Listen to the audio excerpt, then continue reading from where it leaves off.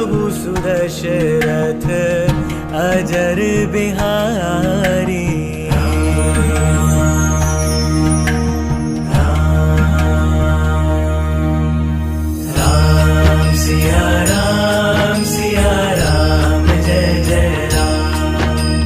समजते हो?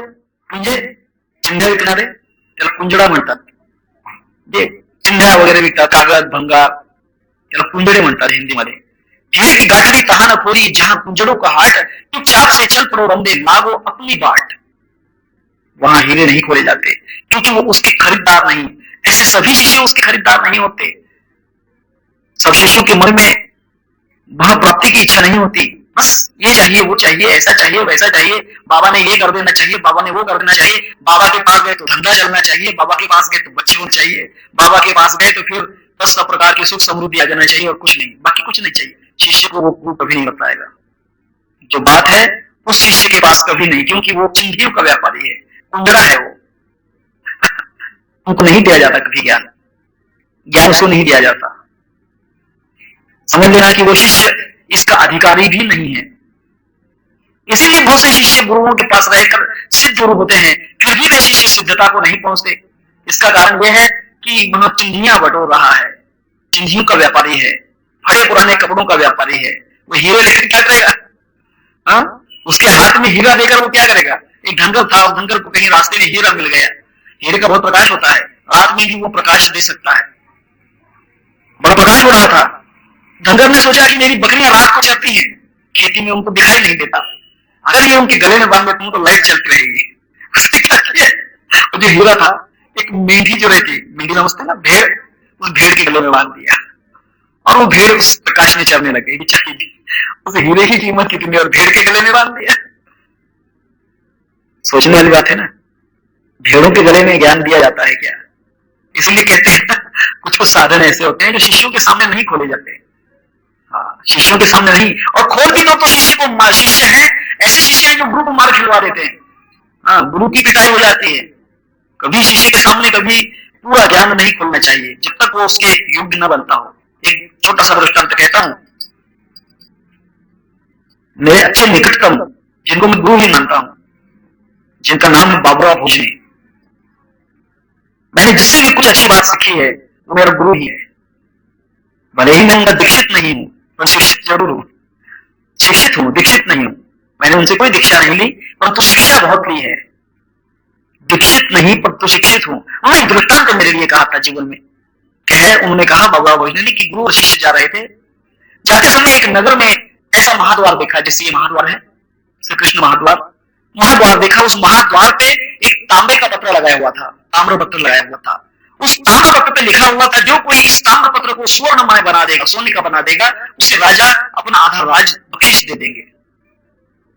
गुरु नीचे सर करके चले हैं और शिष्य साथ में। उसने पढ़ा क्या लिखा है, पत्र सोने का बना देंगे तो आधा राज मिल जाएगा। उसने कहा कि महाराज रुको तो देखो क्या बोर्ड लगा है, क्या बोर्ड है, सुनो तो सही, देखिए तो सही। उसने कहा कि बस मुझे सब मालूम है, चलो आगे बेटा, ये काम नहीं है हमारा। उसने कहा कि नहीं महाराज, आप बहुत सिद्ध हैं, आप तो कहते थे कि मैं सोना बना सकता हूं, मैं तो मिट्टी का हूं, मैं तो गधे को भी ज्ञानी बना सकता हूं। हाँ, ऐसा ही प्रकार हुआ। एक बार ऐसा हुआ, प्रवचन में किसी महात्मा ने कह दिया कि कोई भी कैसा भी गधा हो मैं उसे इंसान बना दूंगा, अर्थात अज्ञानी आदमी को मैं अच्छा इंसान बना दूंगा। कोई बुरा थोड़ी कहता प्रवचन में।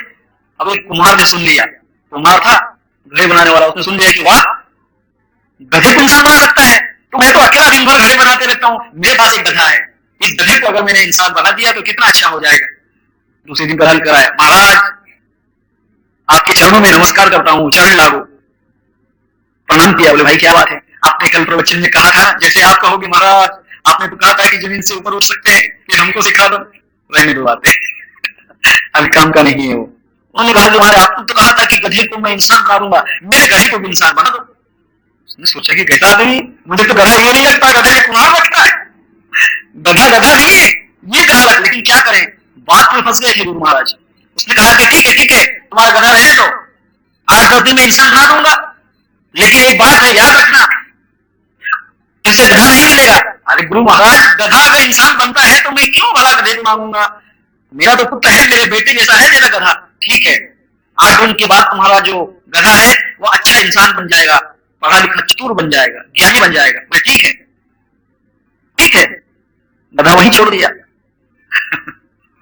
हितोपदेश के अंदर है कथा, शायद मुझे इतना याद नहीं, बाकी हितोपदेश के अंदर है शायद।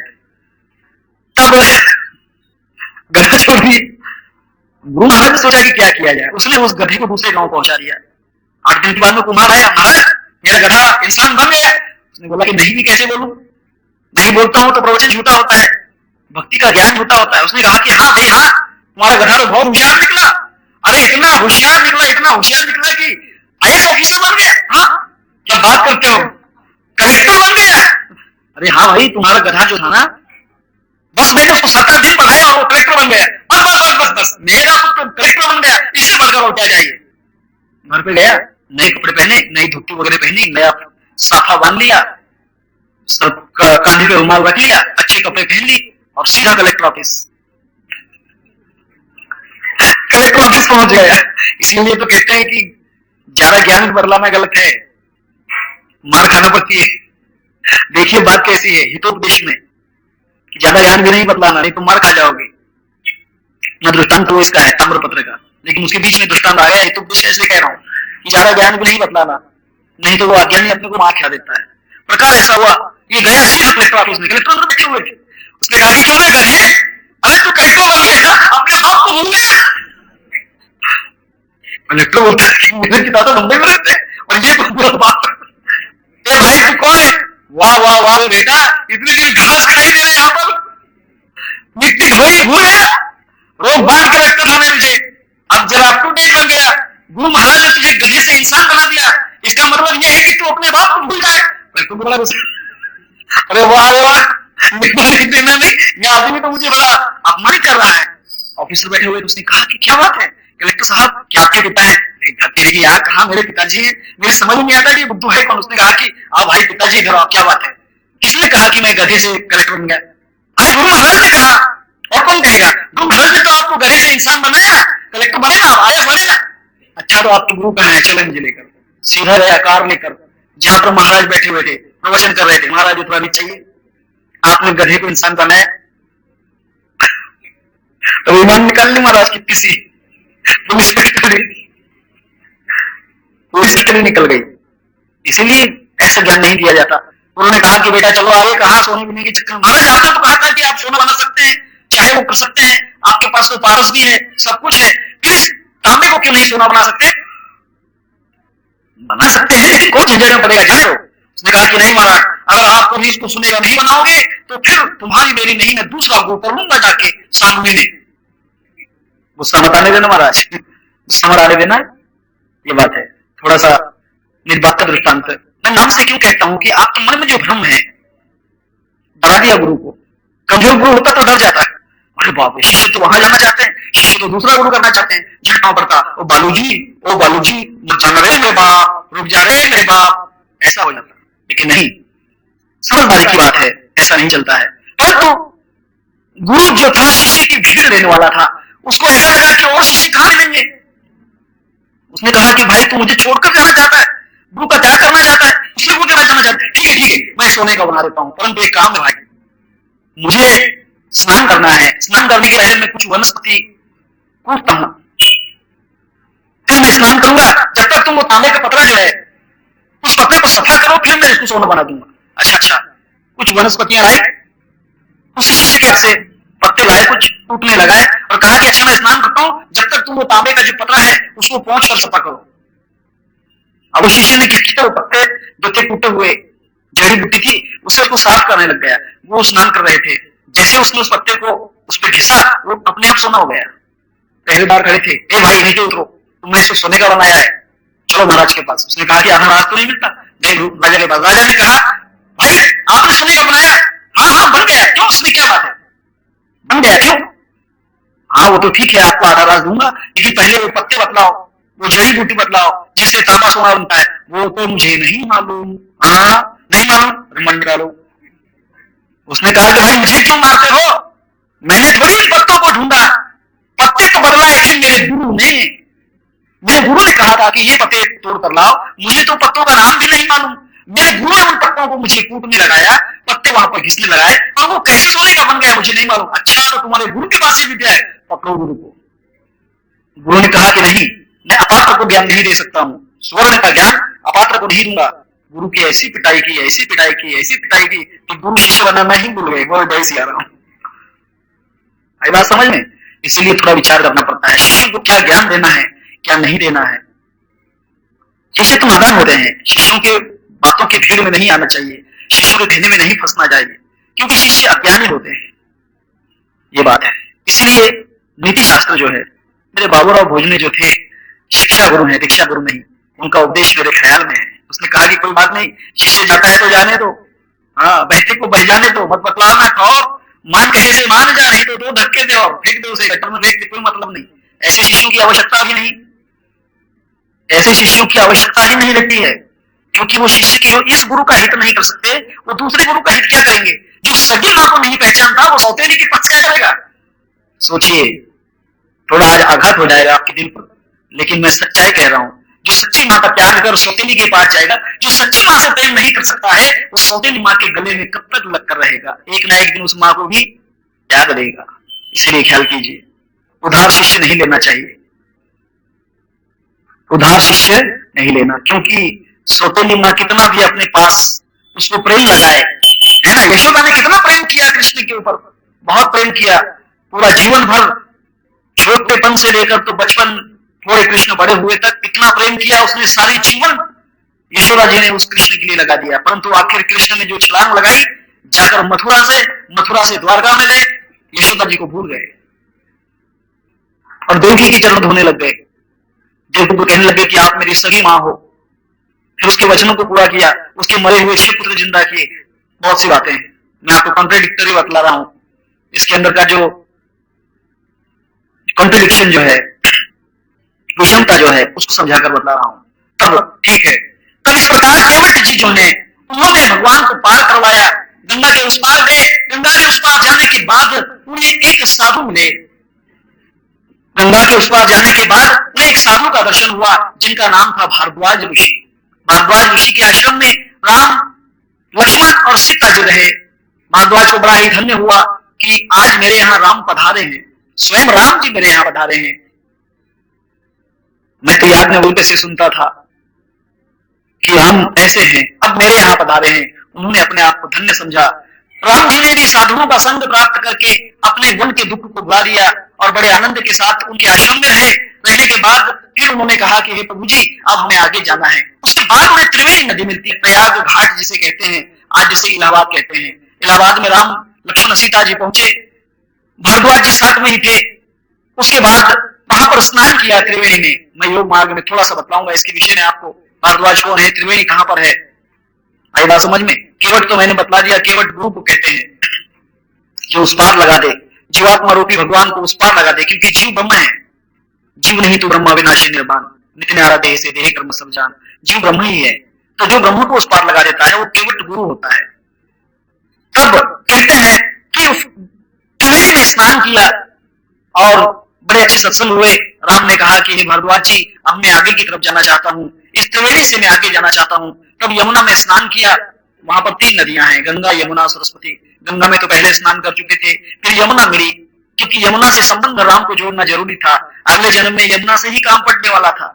हाँ, कृष्ण अवतार में यमुना से ही संबंध था, इतना समझ में। हाँ, ये बात है। परंतु सरस्वती से संबंध युगों युगों तक है भगवान का।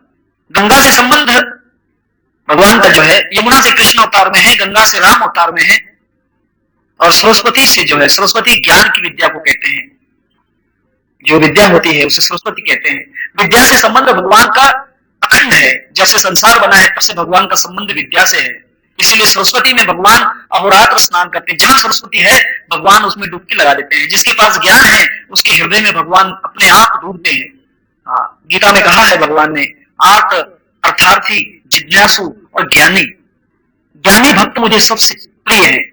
आर्त जितने हैं, अर्थार्थी जितने हैं, जिज्ञासु जितने हैं, उससे भी ज्यादा प्रिय मुझे ज्ञानी भक्त हैं। ज्ञानी जिसके हृदय में ज्ञान है, हे अर्जुन, मैं तो उसके हृदय में रात और दिन डुबकी लगाया करता हूं। सरस्वती को कहते हैं, ये सरस्वती नदी है। तो तब वहां पर स्नान करके जब राम जी आगे जाना चाहते थे, तब वहां पर भारद्वाज ने कहा कि हे प्रभु, आप जा रहे हैं परंतु आगे का रास्ता। हाँ, राम ने कहा कि मुझे आगे का रास्ता नहीं मालूम है, आगे तो चौरस्ता है, 4 रास्ते आते हैं, उन रास्तों की सीमा मुझे मालूम नहीं, मुझे उसका रास्ता पता नहीं। तब कहते हैं जब उस रास्ते को जब जानते नहीं थे, तब प्रयागराज से उन्होंने सोच विचार किया कि हे प्रभु, राम जी कहते हैं कि मैं किस प्रकार वहां से आगे जाऊं। तब मुनि ने कहा कि ये 4 ब्रह्मचारियों को साथ ले जाइए। उनके 4 शिष्य थे। मुनि बट 4 संग तब दीने, जिन बहु जन्म सुकृत सब कीने, कर प्रणाम ऋषि आय सुपाई, मुदित हृदय चले रघुराई। उन 4 ब्रह्मचारियों को लिया। भगवान ने पूछा कि मैं अब इसके आगे कौन सा रास्ता धारण करूं। भारद्वाज से पूछते हैं कि रास्ता कौन सा ग्रहण करूं, क्योंकि अब मुझे जाना है। भारद्वाज तो हंस देते कहते हैं कि प्रभु जी, आपके लिए तो सभी रास्ते खुले हैं, आपके लिए कौन सा द्वार बंद है, आप तो स्वयं भगवान हो, सब द्वार तो आपके लिए हैं, फिर भी आप मुझसे पूछते हैं कि मैं कौन से द्वार से जाऊं, कौन से रास्ते से जाऊं। तो ठीक है, मैं 4 ब्रह्मचारी तुम्हें देता हूं। ख्याल कीजिए, ये ब्रह्मचारी का जो प्रसंग है, जीवन में 4 ब्रह्मचर्य महत्व के हैं। बाह्य ब्रह्मचर्य कुछ काम का नहीं, बाह्य जो ब्रह्मचारी है इसका कुछ भी मतलब नहीं। 4 ब्रह्मचारी साथ में चाहिए, तब उस रास्ते से अगला रास्ता मिलता है। 4 ब्रह्मचारी का मतलब यह है कि ये जो स्थूल देह है, ये एक ब्रह्मचारी का स्थूल देह है, इसका आचरण ब्रह्ममय होना चाहिए। ब्रह्मचारी का मतलब जो ब्रह्म का आचरण करे उसे ब्रह्मचारी कहते हैं। जो ब्रह्म के भगवान जैसा आचरण करे, जिसका देह भगवान के जैसा आचरण करे। फिर भगवान का आचरण कैसा होता है, ये भी बात है ना। भगवान को 16 कलाएं हैं, अगर देह के अंदर भगवान के जैसा आचरण हो जाए तब ये देह भगवान ब्रह्मचारी बन जाता है। सूक्ष्म देह जो है, यहाँ भी भगवान के जैसा आचरण करने लग जाए, क्योंकि सूक्ष्म देह में मन होता है, 17वां तत्व, यह भी भगवान के जैसा आचरण करने लग जाए तब वह ब्रह्मचारी कहलाता है। कारण देह जो है, कारण देह में जो है, ख्याल कीजिए, कारण देह के अंदर तेज पुंज होता है, चेतन प्रकाश होता है, चेतन की ऊर्जा होती है कारण देह के अंदर, ये भी ब्रह्मरूप बन जाती है। हमारी चेतन की ऊर्जा जितनी है वो संसार के कामों में खर्च हो रही है। आपकी समझ में नहीं आएगा, बहुत कठिन है। चेतन की जितनी ऊर्जा है हम संसार के कर्मों में बह कर रहे हैं। हमारी आंखों से ऊर्जा बाहर निकलती है, वो टीवी देखने में, इसमें उसमें खर्च हो रही है। कानों से जो ऊर्जा बहती है वो किसी की निंदा सुनने में, अलग अलग बातें सुनने में बह रही है। जिह्वा की जो ऊर्जा है वहां बुरे कर्मों के अंदर जा रही है। हमारे शरीर के जितने द्वार हैं, इनके द्वारा जो ऊर्जा बाहर बहती है, उस ऊर्जा का जब तक ब्रह्म आचरण नहीं होता, इसीलिए तो संत तुकाराम महाराज बड़े होशियार थे। उन्होंने कारण देह को, जो ऊर्जा का देह है, उसको जो है, उस देह को उन्होंने ब्रह्म आचरण करने के लिए, ब्रह्मचारी बनाने के लिए, हे माझे वाचे गुरु नाम विठो वाचे, तुम्ही पहाडे डोळे सुख माझ्या विठोचे मुख, तुम्ही ऐकारे कान माझ्या विठो वाचे गुण, माझ्या मना बोई गई या विठो वाचे पाई। सबको उसने ब्रह्म आचरण में बना दिया ताकि ऊर्जा दूसरी तरफ नहीं जाए। ब्रह्मचारी ब्रह्मचर्य क्यों धारण करता है, क्योंकि शक्ति का नाश नहीं हो, ऊर्जा का नाश नहीं हो, ऊर्जा का नाश नहीं हो, इसलिए तो ब्रह्मचारी होते हैं, विवाह नहीं करते हैं। तब कारण देह की जो ऊर्जा है वो तीसरा ब्रह्मचारी है। महाकारण जो देह होता है, इसे कोई चैतन्य कहते हैं, कोई परमात्मा कहते हैं, कोई परब्रह्म कहते हैं, कोई आत्मा कहते हैं, कोई गॉड कहते हैं, अलग अलग नाम है। यह भी ब्रह्म का आचरण नहीं करता है, ये जीव रूप भाव में हो जाता है, ये जीवमय दशा में चला जाता है। जब इसकी जीवमय दशा से शिवमय दशा में यहाँ आ जाता है, तब यह ब्रह्मचारी अर्थात ब्रह्म कारण में होता है। जब ये चारों देह हमारे अंदर ब्रह्म के आचरण के साथ हो जाते हैं, आई बात समझ में, तब ब्रह्म अवस्था जो होती है उसे रास्ता मिल जाता है, अर्थात हमें सीधा रास्ता मिल जाता है। कुरान मजीद ने इसके लिए कहा है, एदीन सिरातल मुस्तकीम सिरातल लजीन अनंत अलैहिम गैरिल मगदूबी अलैहिम वलद्दालिन आमीन। कुरान मजीद ने सीधा रास्ता मांगा है कि हमें वो सीधा रास्ता बतला दो। तब ये सीधा रास्ता है। 4 ब्रह्मचारी साथ में दिए भारद्वाज ने और उनको रास्ता बतलाया। इसके आगे एक क्षेपक कथा है, जो कथा युग के लिए ठीक है, परंतु क्षेपक भी कहते हैं तुलसीदास जी कि वहां पर एक तपस्वी उन्हें मिला जो तेज पुंज का था और छोटा सा था। जो योग करते हैं उनके योग के अंदर उन्हें एक छोटा बाल पुत्र दिखाई देता है, बालक दिखाई देता है। ऐसी अवस्था भागवत में है, 12वें स्कंद के अंदर 12वां स्कंद है, जिसमें मार्कंडेय ऋषि जब ध्यान करते हैं तब एक वट वृक्ष के पत्ते के ऊपर एक छोटा सा बालक सोया हुआ है। जब मार्कंडेय ऋषि अंदर सांस लेते हैं तब सांस लेते ही वो बालक दिखाई देता है, वट वृक्ष दिखाई देता है, और जब सांस को त्यागते हैं, रेचक करते हैं, तब वहां बालक दिखाई नहीं देता, वही कुटिया वही दुनिया दिखाई देती है। फिर सांस अंदर लेता है तो वो बालक दिखाई देता है। उस बालक का जो दर्शन है वह यही इस छोटे से अवस्था वाले योगी का दर्शन है, तपस्वी का दर्शन है। ये तपस्वी का दर्शन है। ध्यान करने वाले पुरुष को ध्यान करते समय अपने से एक बाहर कोई पुरुष दिखाई देने लग जाए। एक पुरुष आंखें बंद करके भी दिखाई देता है और आंखें खोलकर भी दिखाई देता है। आई बात समझ में? तब वह तेज पुंज होता है, वह तेज प्रकाश होता है। उस प्रकाश की एक ज्योत होती है, वो तेज पुंज तपस्वी होता है। इसका मतलब यह है कि आपकी तपस्वी तपस्या के अंदर आपके ध्यान में बहुत बड़ी सामर्थ्य आ गई है, तेज आ गया है, उसके अंदर एक धारा निर्माण हो गई है, एक शक्ति का पुंज निर्माण हो गया है। तो यह तपस्वी जो है, यहां रामचंद्र जी को मिलता है। और यहां पुरुष जो है, कोई कोई इन्हें भगवान का स्वरूप भी कहते हैं, कोई कोई तो इन्हें तुलसीदास जी भी कहते हैं। तुलसीदास रामायण की भाषा में हुआ। अब बाइबल की भाषा में कहोगे तो उसे यीशु कहना पड़ेगा, कुरान की भाषा में कहेंगे तो उसे भक्त कहना पड़ेगा, गुरु ग्रंथ की भाषा में कहेंगे तो उसे नानक साहेब कहना पड़ेगा या गुरु गोविंद कहना पड़ेगा।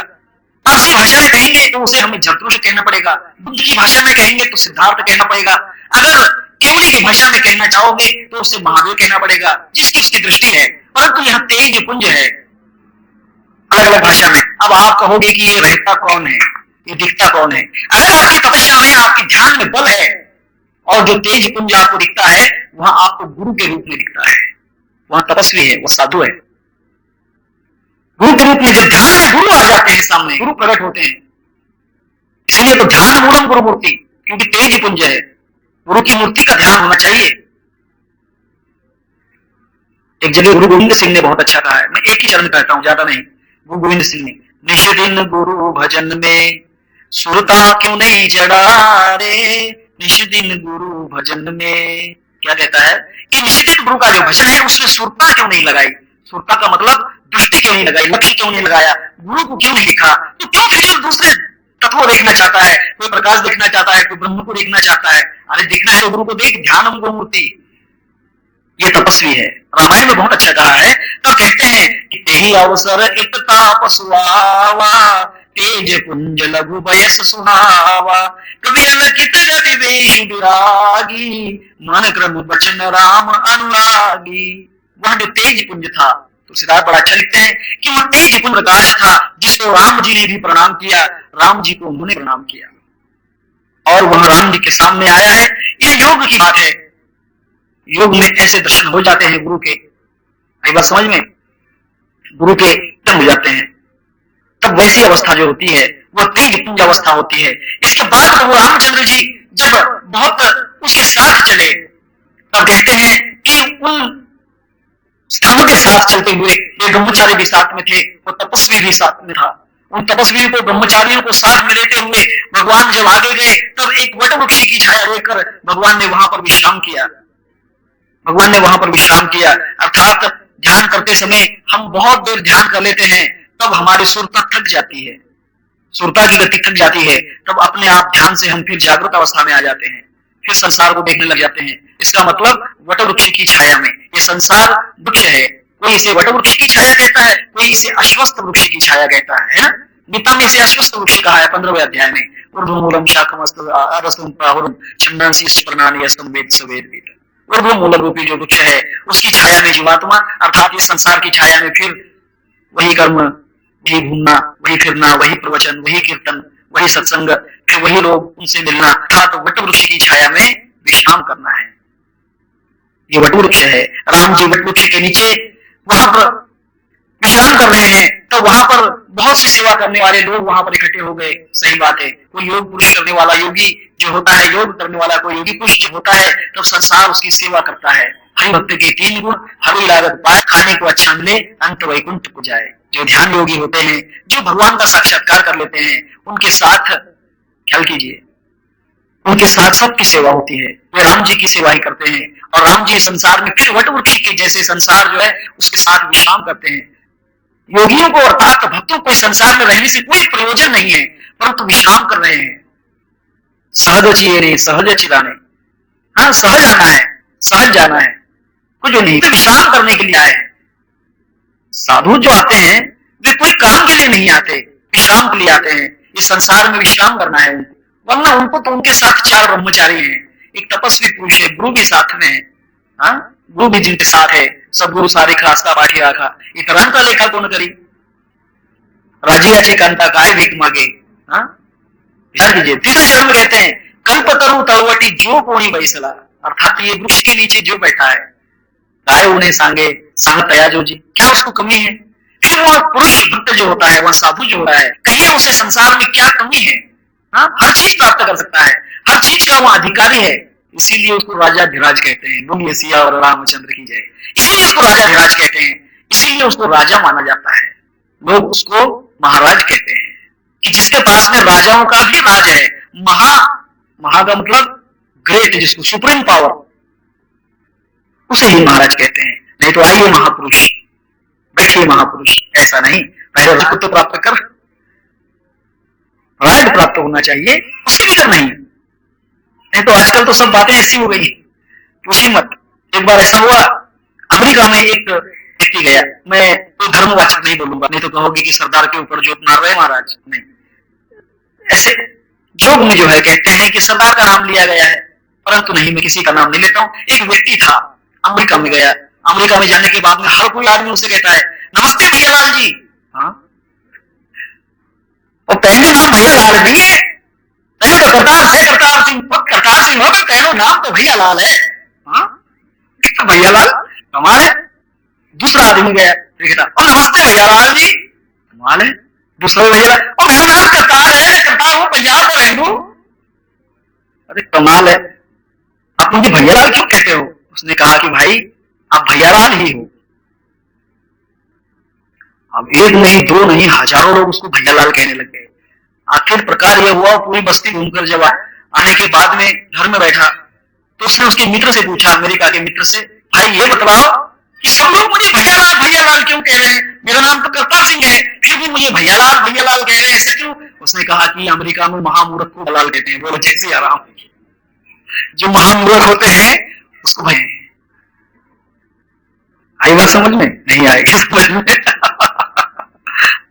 ये बात है, संसार में बहुत चक्कर हैं, तो इस बात को समझना चाहिए। भक्ति के बहुत अंग हैं। तो इस प्रकार जो कोई योग साधना में, अर्थात इस संसार रूपी बिहड़ के अंदर, संसार एक वनवास है, इस संसार रूपी वनवास के अंदर जो दशरथ रूपी इंद्रिय रूपी जो देह है, इसका त्याग करके, अर्थात देह बुद्धि को त्याग कर जो इस संसार में आगे की तरफ बढ़ जाता है, शांति को साथ लेके, क्योंकि साधु अशांत नहीं होते, जो अशांत होता है वो साधु नहीं हो सकता। ये बात ख्याल कर लीजिएगा, परीक्षा है। जो साधु होते हैं वे अशांत नहीं होते, जो अशांत होते हैं वो साधु नहीं होते। छोटा सा दृष्टांत कहता हूं, शून्य समाधि नाम की किताब है, ओशो की किताब है शून्य समाधि, उसमें दृष्टांत है। उसमें दृष्टांत ऐसा है कि एक महात्मा का नाम था, वे खुद को कहते थे कि परम योगी बाल ब्रह्मचारी जी, परम योगी श्री श्री बाल ब्रह्मचारी जी। लोगों ने पूछा भाई क्या बात है, कहां से आए हो। हिमालय से आया हूं। अच्छा, बहुत दिनों से ब्रह्मचारी। हाँ, बाल ब्रह्मचारी हूं। एक व्यक्ति ने उसे पहचान लिया, एक व्यक्ति ने पहचान लिया। उसने कहा कि अरे ये ब्रह्मचारी, बाल योगी श्री श्री ब्रह्मचारी थे बाबा, ये तो अपने पीछे झोपड़पट्टी में रहने वाले थे, पत्नी की मार खा खा के फिर जंगल में भाग गए, मालूम नहीं हिमालय में रह के कहां गए। पत्नी बेचारी जो थी अभी तक अकेली रो रही है, बच्चे बेचारे अनाथालय में पड़े हैं, और ये बाल ब्रह्मचारी कहता है उसको। उसने जाकर सोचा कि सही बाल ब्रह्मचारी है क्या, देखे तो सही। वो गया उसके पास। अब बाल ब्रह्मचारी थे, शांति के सागर थे, कुछ भी क्रोध नहीं, काम नहीं, लोभ नहीं, अहंकार नहीं, दंभ नहीं, मत्सर नहीं, ईर्ष्या नहीं, कुछ भी नहीं, कोई विकार नहीं था, महात्मा थे। ये गया उसके पास, थोड़ा सा आगे की तरफ गया। उसने कहा कि महाराज जी अगर बुरा न माने, आपको क्रोध ना आता हो। उसने कहा कि ना ना ना, क्रोध नाम की चीज हमारे पास नहीं आती, हम तो क्रोध को जलाकर घर से बाहर निकले हैं, जब हमने जन्म लिया तब हम क्रोध को जलाकर ही तो निकले। अच्छा ठीक है बाबा जी, आपने कहा आपको क्रोध नहीं आएगा, फिर भी आपसे विनंती लूं, मैं आपको कोई प्रश्न पूछ सकता हूं। वाह वाह बेटा पूछिए, हम गुरु हैं, शिष्य का कर्तव्य है प्रश्न पूछना, गुरु का कर्तव्य है उत्तर देना, पूछिए। उसने पूछा बाबा जी आपका नाम क्या है। सामने लिखा था बोर्ड पे, बाल योगी श्री श्री ब्रह्मचारी जी, सामने बोर्ड पे लिखा था। उसने कहा कि पुत्र तुम्हें पढ़ना नहीं आता, उसने कहा कि बाबा जी थोड़ा बहुत तो पढ़ा हूं। तो फिर आपने ये बोर्ड नहीं पढ़ा, ये तख्ती लगी थी वो नहीं पढ़ी। उसने कहा कि सो तो पढ़ी, लेकिन फिर भी दिल ने चाहा कि पूछूं। अच्छा अच्छा, कोई बात नहीं, कोई हर्ज नहीं, कोई क्रोध नहीं। हे पुत्र, मेरा नाम बाल योगी श्री श्री ब्रह्मचारी जी महाराज है। धन्य हुआ महाराज। बैठा रहा एक कोने में, महाराज जी बैठे रहे, हाथ में माला थी, माला चल रही थी। समझ लेना कि माला की स्पीड चल रही है तो बाबा का जाप छूटा है, ख्याल कीजिए। उसी समय हम तो उसी समय पहचान जाते हैं कि जिसकी माला की स्पीड चल रही है, समझ लेना कि उसका मंत्र झूठा है, उसकी क्रिया झूठी है, उसका जाप भी झूठा है। अर्थात उसका मन भाग रहा है, वो जबरदस्ती उस माला के ऊपर उसके मन को ला रहा है। बाबा जी की माला जोर जोर से चलने लग गई। तो सोचा कि अरे बाबा बोलते नहीं आ रहे हैं। फिर आधे घंटे के बाद पूछा, बाबा जी, उसने कहा कि पुत्र बोलो। मैं दोबारा पूछ रहा हूं क्योंकि मैं मूढ़ हूं, अज्ञान हूं, मुझे कोई इतना ज्ञान नहीं। अगर आपको कहीं बुरा न लगे, नहीं नहीं पुत्र, हमें तो कुछ भी बुरा नहीं लगता, हम तो भले से और बुरे से बहुत दूर हैं, हम महात्मा जो कह रहे। अच्छा अच्छा, मैं आपसे क्षमा चाहता हूं। ठीक है ठीक है, क्षमा, आपको क्षमा किया। पूछिए आपका नाम क्या है? बाबा ने सोचा कमाल है, नहीं तो बताया इसका नाम बाल योगी श्री श्री ब्रह्मचारी जी महाराज। उसने कहा कि पुत्र, क्या तुम्हारी समझ में मेरा नाम नहीं आया, इसीलिए तो मैं खुद को मूढ़ कह रहा हूं बाबा। अच्छा अच्छा ठीक है, मैं तुम्हारी शंका दूर कर देता हूं। मेरा नाम बाल योगी श्री श्री ब्रह्मचारी जी महाराज। धन्य हुआ महाराज, धन्य हुआ। 1 घंटा बैठा रहा। फिर 1 घंटे के बाद वैसे ही प्रश्न। फिर महाराज ने तीसरी बार बतलाया। अब थोड़ी भीड़ बढ़ने लग गई, बाबा प्रवचन वगैरह हो गया। प्रवचन के बाद बाबा भोजन किए, भोजन करने के बाद वे विश्राम करने के लिए गए। फिर बाबा पीछे थी, बाबूजी आपको बुरा तो नहीं लगता कि बालक आपके साथ आया? नहीं नहीं पुत्र, संसार के सब जीवात्मा तो मेरी आत्मा है। वाह, बहुत अच्छी बात, सब जीवात्मा मेरी आत्मा है। अच्छा महाराज, बोलो पुत्र क्या चाहते हो? तुम्हारा समाधान तो हुआ ना? वही तो नहीं हुआ, इसीलिए तो आया हूं आपके पास। क्या चाहते हो पूछो, मांगो, रिद्धि सिद्धि क्या चाहिए? तुम्हें मैं कल्याण कर दूंगा। नहीं बाबा नहीं, कुछ नहीं चाहिए।